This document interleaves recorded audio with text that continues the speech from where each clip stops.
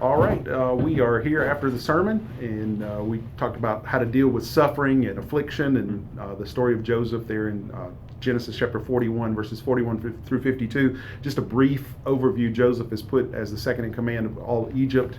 He's fully immersed into Egyptian culture, and then he, of course, names his sons Hebrew names. And so, got some questions. That is a difficult text to wrestle through. It was fun to wrestle through that text this week and deal with it, and brings up a lot of ethical issues that we're probably not going to talk about, but which is probably a good thing. So, anyway, so you guys had some questions, and maybe we can give some answers here. Yeah, so I guess so we talked a lot about in this series so far about God being sovereign, God kind of overseeing all things, and in some sense being not resigned to that, but kind of resting in that. So on the flip side, though, so if He is in control, if He is going to have plan, if our plans are going to be overruled by His plans, why do we even make plans? Why are we trying to look down the quarter of time and aim for something when whatever He has is going to happen anyway? It's a great question. So I guess the one way to look at that is we're just going to make all the plans and then we're going to push through, or then we're going to just let go and let God. Okay. We'll just lay back and not do anything. I mean, that really is the ultimate form of spiritual laziness, I think. I think that saying is well intended, and where I think what's intended by that is you run into trouble and you let go of that trouble and let God work those details out for you, and that's true. I think we're commanded in Scripture, though, to make plans. The book of Proverbs, particularly, is about planning for the future, about ordering your steps, putting your ways down. We're to walk after and follow Christ. Those are plans that have to be made. And there's nothing wrong with having goals and dreams and plans and visions, and this is what I'd like for my future. This is where I see myself in 10 years. But this is the truth. The truth of the matter is God is free to override those. And in our lives as Christians, we should make plans. We should plan for the future, but knowing that ultimately God is the one who's going to bring those things about, or whatever it is that He has in His plans to bring about. For whatever reason, your question reminded me of the ascetic monks in the early church. Okay. Because a lot of church fathers really appreciated the kind of the early monks that would go out into the desert or go live together just off away from society, and but later on we kind of now critique them and understand that that's not something God really calls us to do, to be separated from everybody. And in the same way, I think one of the mistakes maybe those kind of ascetic monks were making is a refusal to plan ahead, a refusal to go to the nations, a refusal to help and to figure out how am I going to build the kingdom of God, how am I going to serve, how am I going to do this. And so I think when we refuse to make plans, we're called by God to make plans, but also we're called by God to do things. We're called by God to do things in this world. And what is the main reason people don't evangelize? Well, they don't evangelize. What's the main reason people don't talk about the gospel? It's because they just sit and think and don't talk about the gospel. And I really think a lot of people have in mind, I will share the gospel when God puts somebody right in my presence and that person asks me, how do I get saved?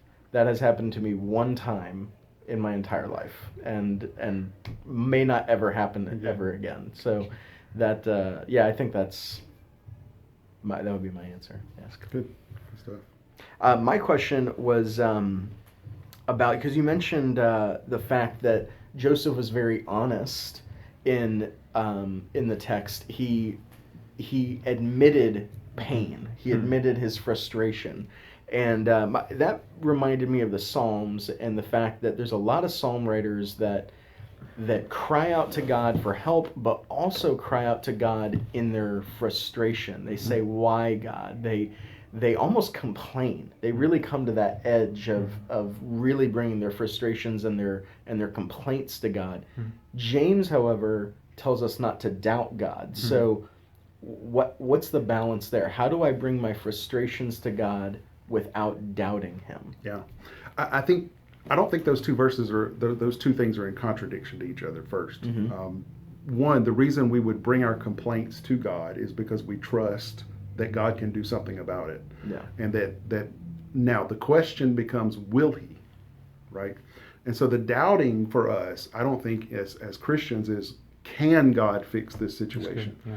But really, will God fix this situation for us in the moment? Will He give us relief from our suffering? Will He alleviate some of the pain that we're in? And that really is in the secret will of God. And so I think that's probably where the psalmist and others are complaining about those particular situations. You know, if one of my kids came to me and said, Dad, you know, I'm really upset with you because, you know, you won't give me $1 million. Well, that's outside of my ability to do. I can't do that. I can give them $100. And now if they came to me and said, I'm really upset and hopefully they're not watching this video, you know, Dad, I don't know, I'm upset with you because you won't give me $10. Then they have a right to complain. Dad, you're withholding something that you have the ability to do. And so their complaining is not against me, it's about what I'm not doing. So there's a difference. And you know, one of the things that I think we need to learn as Christians is the art of lament. We don't do that very much because we're Americans. But David had no problem lamenting things that were going on in his life. You think of Elijah, who had no problem going before the Lord and saying, you know, God, just go ahead and kill me. You know, I'm the only one, and I'm by myself, and you just go ahead and just do me in right now. Had no problem doing that, and the Bible really doesn't call that sin. I had a good friend who was losing his wife to cancer.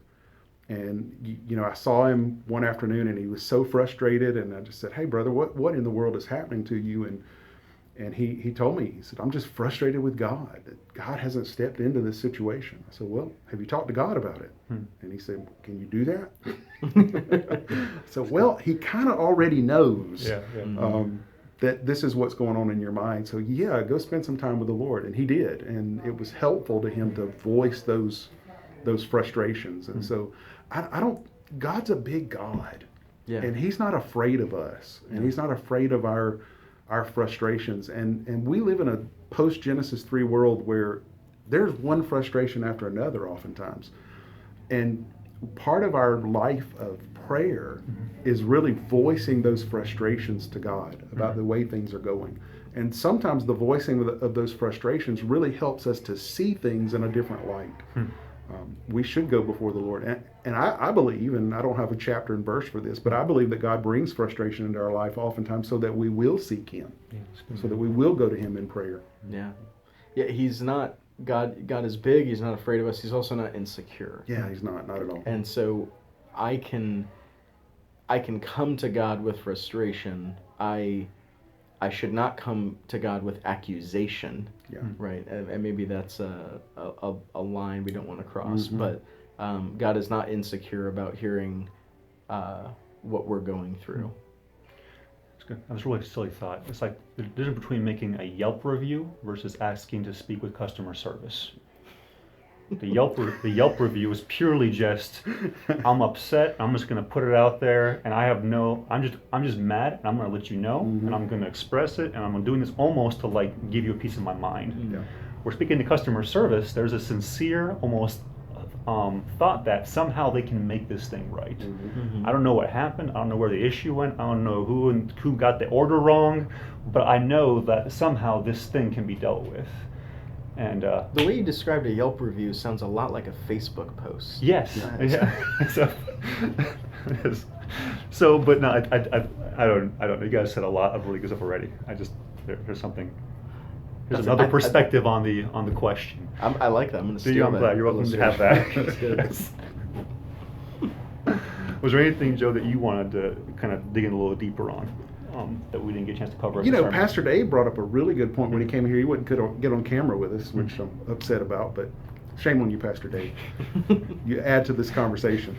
You know, one of the things that he asked the question, do you allow God to use you in the midst of your affliction? Oh, That's good. You know, and that really is a great question. Yeah. Because what do we tend to do? I mean, we run into a problem, a hardship, an affliction, whatever it is, and we tend to kind of go inside ourselves. We tend to become very self-focused rather than trying to be faithful in the midst of it. So that's a great thing to ponder. Absolutely. In our own hearts and our own lives.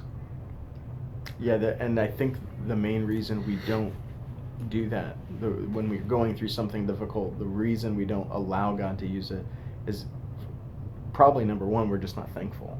If you don't, if you get to a point in sorrow and going through hard times where you're stopping being thankful, you won't be able to see that God is going to use what you're going through. Yeah. I remember Joni Eareckson Tada. She tells a story that, well, when she gets, people will often ask her, like, well, can I pray for the Lord to heal you? And she's a quadriplegic, very accomplished in ministry and very in writing and various stuff. But people will come and ask her, can I pray for God to heal you and restore your physical body? And she, well, I don't even pray for that, but would you pray that I'd be less selfish, please? And they take a step back. What do you mean? Because in her mind, she wants to be constantly focused about how can she be honoring God, loving others, and not be caught up on her own limitations or struggles or pains or challenges. And that mindset is so different than what we typically do. We stub our toe. Who put that thing there? Or why is that Lego still on the floor? Not that you had ever thought that way. But what our first thought is, who inconvenienced me? Why did this thing happen to me? And what her response to the question of prayer indicates is she has a whole different orientation about what she thinks her life is. It isn't how can I bend this world? How can I ask God to make things easier or better or smoother? But rather, here I am. What can I do to love and bless others better? And that's just a whole different perspective. And that's probably part of what that answers. How do I let God use me to bring fruit out of me? Well, part of that is that reorientation from that inward why me to that outward what can I do with this and in this for the Lord. Yeah. All right. Well, I hope the sermon's a blessing to you, and I hope your group is good, and we'll see you guys next week. God bless.